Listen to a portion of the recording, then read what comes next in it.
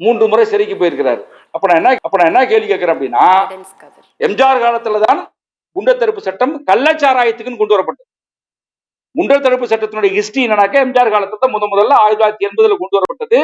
கள்ளச்சாராயத்தை ஒழிப்பதற்கென்றுதான் குண்டர் தடுப்பு சட்டம் கொண்டு வரப்பட்டது. இன்னைக்கு கள்ளச்சாராயத்துக்கு மேல எல்லாம் போடுறது கிடையாது. பொலிட்டிக்கல் ஆக்டிவிஸ்ட் மேலதான் குண்டர் சட்டம் போடுறாங்க. பாத்தீங்கன்னா உண்மையை பாத்தீங்கன்னா அந்த சட்டமே வந்து அவங்களுக்கு எதிராக தான் போடப்பட்டிருக்கு. அப்ப குண்டாஸ் எல்லாம் உள்ள போன ஒருத்தன் எப்படி வெளியில வந்திருக்க முடியும்ன்றது ஒரு கேள்வி. மாட்டு தொழில பண்றான்.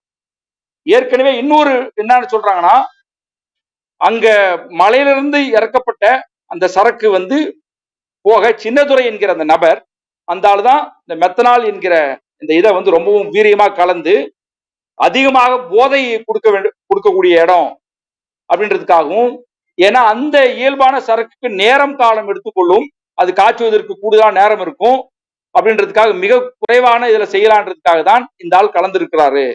இது குறித்து சின்னதுரைக்கும் அந்த கோவிந்தராஜுக்கும் தகராறு ஏற்பட்டிருப்பதாகவும் அந்த இதுல சொல்றாங்க. அந்த வித்த அந்த நபர் வந்து சண்டை போட்டாரு, இது என்ன ஒரு மாதிரி நீ செய்யறன்றலாம் சண்டை போட்டாருன்றலாம் சொல்றாங்க. அப்ப அந்த ஆளு கலந்து கொடுத்து, அப்ப நான் என்ன கேட்கிறேன், நீங்க பாருங்க, நம்ம ஒரு சின்ன தங்கம் இதாயிடுச்சுன்னா கூட ஆசிட் எல்லா நகை கடையும் செக் பண்றவங்க, உங்களுக்கு தெரியும் பாண்டிச்சேரி, கடலூர், சிப்காட், இங்க எல்லாமே வந்து உங்களுக்கு வந்து ஸ்பிரிட் வந்து ரொம்ப எளிதாக கிடைக்கக்கூடிய இடம்.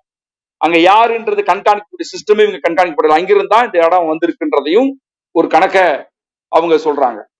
இது போக எவிடன்ஸ் குழுவினர் நாங்க வந்து எங்க டீம் வேலை பார்த்துருந்தாங்க. நான் எல்லா கிராமத்துக்கும் போயிட்டு 24ஆம் தேதி ஈவினிங் அந்த இடத்துக்கு போய் ஒரு போலீஸ் போஸ்ட் இறக்கினாங்க. நீங்க உள்ள வரக்கூடாது. இது என்னத்துக்கு உள்ள வரக்கூடாதுன்னு என்ன சொல்றீங்கன்னு கேட்டாக்க, இல்ல டீன் வந்து டீன் கிட்ட பெர்மிஷன் வாங்கணும் அப்படின்றாங்க. டீன் என்ன சொல்றாருன்னா எஸ்பி கிட்ட பெர்மிஷன் வாங்கணும்ன்றாரு. திருப்பி எஸ்பி என்ன சொல்றாருன்னா டீன் கிட்ட பெர்மிஷன் வாங்கணும்ன்றாங்க.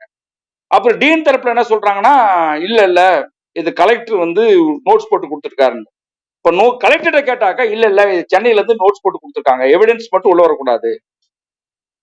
இது என்ன என்ற கணக்கு எனக்கு புரியல.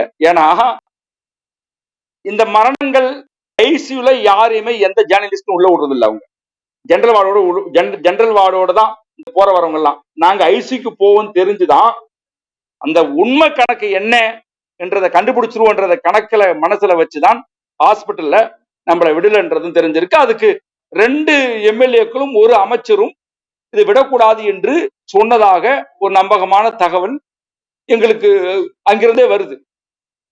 டீன் தரப்புல என்ன சொல்றாங்க, ஒரு மருத்துவர் வந்து தனியாக சந்திச்சு, வாங்க உங்களை ரகசியமா கூட்டு போறோம். நான் என்னங்க தப்பு பண்ணினேன்? நான் என்ன கள்ளச்சாராய வியாபாரியா? தனியா பக்கம் போறதுக்கு நான் ஒரு ஆக்டிவிஸ்ட். இது எதுக்கு என்ன விட மாட்டேங்கிறதுக்கு காரணம் சொல்றேன். நிறைய போலீஸ் போர்ஸ் அன்னைக்கு இறக்கினாங்க. அதுக்கு முந்தின டைம் வரை அது பண்ணப்படலை. இந்த ஆய்வுக்கு போகும்போது ஹோட்டல்ல போலீஸ், எங்கெங்கெல்லாம் போறோமோ அங்கங்கெல்லாம் போலீஸ். அப்ப நான் என்ன கேட்கிறேன், தமிழ்நாடு அரசு இவ்வளவு பெரிய கொடுமை நடந்தவன கண்டுபிடிக்க முடியல. இந்த மாதிரியான என்ன ஃபேக்ட்ன்றதை தெரிஞ்சுக்க போற இடத்துல வந்து இவ்வளவு ஃபோர்ஸ் போட்டு அதை தடுக்கிற வேலையை தமிழக அரசு செய்வது வந்து உண்மையிலுமே ஒரு பெரிய ஏமாற்றத்தை வந்து கொடுத்தது. இது இல்லாம சில பரிந்துரைகளை நாங்க இங்க அரசுக்கு முன்வைக்க விரும்புறோம். இந்த சிபிசிஐடி விசாரணை கண்துடைப்பு. சிபிசிஐடி யாரு? தமிழ்நாடு அரசுக்கு கீழே வர்றது. சிபிசிஐடி போலீசார் எப்படி வந்து அவங்க என்ன சொல்லுவாங்க, கள்ளச்சாராயம் வித்தான், இப்படி விற்கப்பட்டது அப்படின்னு கண்டுபிடிக்க முடியும். சிபிசிஐடி போலீஸுக்கும் கள்ளச்சாராய கும்பலுக்கும் உள்ள தொடர்பை சொல்ல மாட்டார்கள். நான் சொல்றேன். ஏன்னா போலீஸ் வருகிற போது ஸ்டேட்டுடைய ஒவ்வொரு ஸ்டேட் ஒவ்வொரு துறையும் இன்னொரு துறையும் காட்டி கொடுக்க மாட்டாங்க. அப்ப சிபிஐ விசாரிச்சாங்கன்னா இன்னைக்கு சிபிஐயும் மத்திய அரசாங்கத்துடைய கைப்பாதையா மாறி போச்சு. நம்ப முடியல. அப்ப நான் என்ன சொல்றேன், உச்ச நீதிமன்றமோ உயர்நீதிமன்றமோ சோமோட்டோ எடுத்து அவங்க ஒரு கமிட்டி போட்டு இது விசாரணை பண்ணணும்ன்ற. நான் ஏன்னாக்கா இதுக்கான மாடல் இருக்கு. வீரப்பன் தேடுதல் வேட்டையில NHRC National Human Rights Commission Sadashiva commission வந்து போட்டாங்க. சதாசிவா வந்து கர்நாடகா ஹைகோர்ட்டுடைய நீதிபதியாக இருந்தார். PV நரசிம்மன் வந்து ஃபார்மர் டிஜிபியா இருந்தார். 2 பேரையுமே இணைத்து நீங்க ஒரு விசாரணை கமிஷனை போட்டாங்க. அதே போன்று உச்ச நீதிமன்றம் உயர் நீதிமன்றம் இந்த கள்ளச்சாராய மரணங்கள் குறித்து ஒரு டீடைல் இன்வெஸ்டிகேஷன் தேவை. இதனுடைய பின்னணி என்ன, அரசியல் தொடர்புகள் என்ன, அதிகாரிகள் தொடர்புகள் என்ன, மக்களுடைய பொருளாதார கண்டிஷன் என்ன, இது நான் வெறும் குற்றச்சாட்டு வைக்கிறதுக்காக மட்டும் சொல்ல விரும்பல. அவங்களுடைய வாழ்க்கையை மேம்படுத்துறதுக்கு என்ன செய்யலாம்,